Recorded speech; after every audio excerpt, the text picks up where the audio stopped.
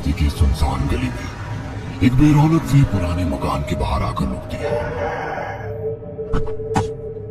सुजाता, ये तुम मुझे किस जगह लेकर आई हो? ये तो कोई गरीबों की बस्ती लगती है। यहाँ ऐसा क्या है? हीराचंद के कुछ भी समझ में नहीं आ रहा था कि सुजाता उसे ऐसी अजीब सी जगह क्यों लाई है, जिस मकान में दिन में भी अंधेरा दिख रहा था और धुआं उठ रहा था। आप मेरे साथ अंदर चलिए, सब समझ जाएंगे। यहाँ हमारी हर समस्या का समाधान मिलेगा। सुजाता और हीराचंद आशंकित कदमों से उस मकान में दाखिल होते हैं। तभी उन्हें किसी महिला की बाहरी आवाज सुनाई पड़ती है। चले आओ, चले आओ। हीराचंद ने देखा कि उस मकान के अंदर अंधेरा था। अचानक हीराचंद की निगाह एक कमरे की ओर पड़ी, जिसके अंदर हल्की हल्की सी रोशनी आ रही थी और उस कमरे के अंदर से धुआं उठ रहा था। शायद उस कमरे के अंदर आग जल रही थी। है? ये किसकी आवाज है? यहाँ इतना अंधेरा क्यों है और ये धुआं कैसे उठ रहा है? मेरा तो यहाँ दम घुट रहा है। सुजाता और हीराचंद धीरे धीरे कदमों से उस कमरे के अंदर चले गए। अंदर वाले कमरे में बिखरे बाल वाली एक खूबसूरत सी बूढ़ी औरत सामने जल रही आग में एक मुर्गी की गर्दन काटकर उसका खून गिरा रही थी और मुर्गी का शरीर छटपटा रहा था। ये देखकर सुजाता को उबकाई आने लगी। हीराचंद ने सुजाता की ओर देखकर कहा, तुम ही मुझे यहाँ लेकर आई हो और खुद ही घबरा रही हो। कौन है ये भयानक सी शक्ल वाली औरत और हम यहाँ क्यों आए हैं? अचानक उस औरत ने एक झटके में मुर्गे की गर्दन धड़ से अलग कर दी। ये देखकर सुजाता के मुंह से चीख निकल गई और सेठ हीराचंद भी सहम गया। वो बहुत डरावना नजारा था। ये अघोरा ताई है। ये हमें अपनी काली तंत्र विद्या से संतान सुख प्रदान कर सकती है, इसलिए मैं आपको यहाँ लेकर आई हूँ। कैसी बात करती हो? जहाँ बड़े से बड़े डॉक्टर सफल नहीं हुए, वहाँ ये मामूली औरत क्या कर लेगी? हीराचंद की बात सुनकर अघोरी ताई ने गुस्से से हीराचंद की ओर देखकर कहा, नादान हीराचंद, काली विद्या में इतनी शक्ति है कि मरे को भी जिंदा कर दे। संतान पैदा कराना कौन सा मुश्किल है? तुम्हें मेरा नाम कैसे पता? क्या तुम सच में हमें संतान सुख दिला सकती हो? तुम जितनी दौलत मांगोगी मिल जाएगी। अगर ये संभव है तो। संतान का नाम सुनते ही हीराचंद की आंखों में चमक आ गई। वह संतान के लिए कुछ भी कर सकता था।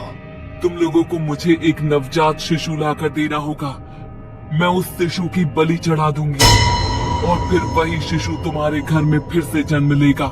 नवजात शिशु की बलि का नाम सुनते ही सुजाता और हरिचंद डर के मारे सिहर गए, पर उनकी आंखों में उनकी संतान का सपना ज्यादा बड़ा था। वो सब करने को तैयार थे। अघोरा ताई, आप जैसा कहेंगे हम वैसा करेंगे। बस हमें संतान सुख दिला दो। बिना वारिस की हमारी दौलत किस काम की? संतान सुख के लिए अंधे हो चुके सुजाता और हरिचंद अपनी नौकरानी शीला से एक नवजात बच्ची चोरी करवा के अघोरी ताई को दे देते हैं।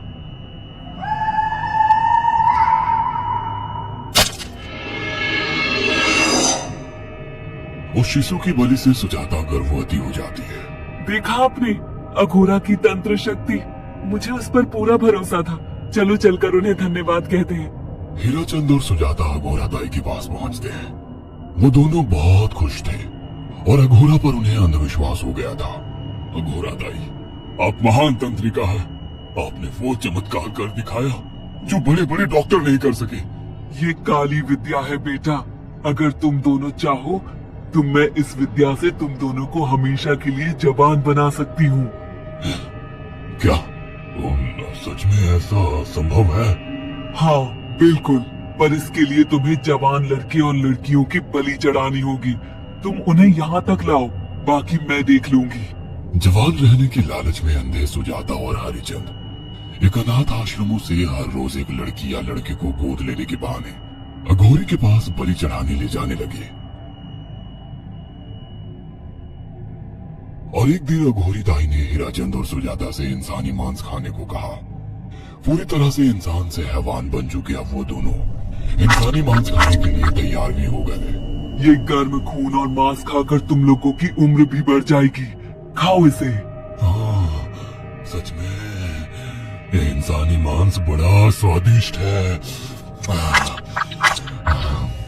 अघोरा ने अपनी बातों में फंसाकर सुजाता और हरिचंद को नरभक्षी बना दिया था। वो तीनों हर दिन बलि चढ़ाकर खून पीकर मांस खाने लगे। नौकरानी शीला भी नए शिकार लाने में उनकी मदद करती थी, मगर एक दिन शीला को शिकार नहीं मिला। मेम साहब, आज एक भी शिकार हाथ नहीं लगा और मैं बहुत थक गई हूँ और घर जाकर थोड़ा आराम करना चाहती हूँ। कोई बात नहीं शीला, एक छोटा सा काम है, तुम हमारे साथ चलो, लौटने में हम तुम्हें घर छोड़ देंगे। जी मेम साहब। शीला नहीं जानती थी कि शिकार नहीं मिलने से सुजाता और हरिचंद अंदर से बौखला गए थे और उनके दिमाग में एक शैतानी चाल चल रही थी। सुजाता, ये बेहोशी की दवा है, शीला के कार में बैठते ही तुम उसे सुंघा देना, आज हमें इसी की बलि देनी होगी। इसने हमारे यहाँ का बहुत खाना खाया, अब हम लोग इसे खाएंगे, वैसे भी ये आगे चल के हमारे लिए खतरा बन सकती थी। कार में बैठते ही सुजाता शीला को बेहोश कर देती है और वो लोग सीधे अघोरी ताई के यहाँ पहुंच जाते हैं, जहाँ अघोरी ताई शीला की बलि चढ़ा देती है और तीनों मिलकर उसे नोच कर खाते हैं। अघोरी ताई, हमको बलि चढ़ाते हुए पूरा 1 साल हो गया है, हमारा बेटा भी साल भर का हो चुका है, अब और कितनी बलि देनी होगी? बस एक आखिरी क्रिया और बची है, उसके बाद तुम दोनों हमेशा के लिए जवान हो जाओगे। कैसी क्रिया अघोरा ताई?